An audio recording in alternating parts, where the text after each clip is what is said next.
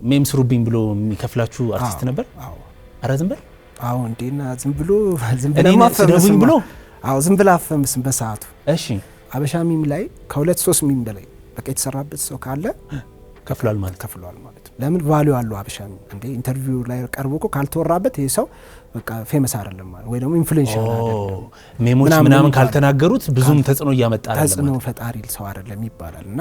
ለካ ቡሊ ያደረግነው አንድ አርቲስት ነበርና በጣም ፊል አድርጓል ለካ ስቴጅ ላይ ወተን ፐርፎርም እያደረግን ሊያስመታ ልጆች እያናገረ ሰው ሰማ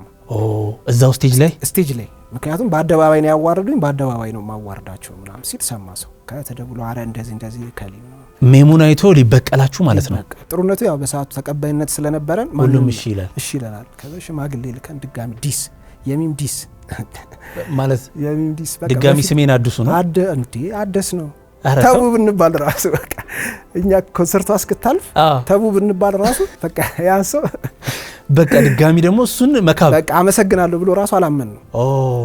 በቃ አላመን ነው ብዙ አይነት ሴክሬት ይደርሳል በጣም ከማጠብቃቸው ሚዲያ ላይ በጣም ፍሬንድ የሆኑ በጣም ቤተሰብ የሆኑ አንተ ጋር በጣም ሚስጥር ይደርሳል ግን ምን እናደርጋለን ያ ሰው የሆነ ስራ ሲሰራ እሱ ነገር ላይ አታክ እንድናደርገው ወይ ኢንተርቪው ላይ ሲቀርብ ምናምን እንደዛ እናደርጋለን ግን ፐርሰናል ነገራቸው ውስጥ አንገባ በሰዓቱ ሁሉም ወዳጅ ያደርጋል እና ወደውን ይመስለን ነበር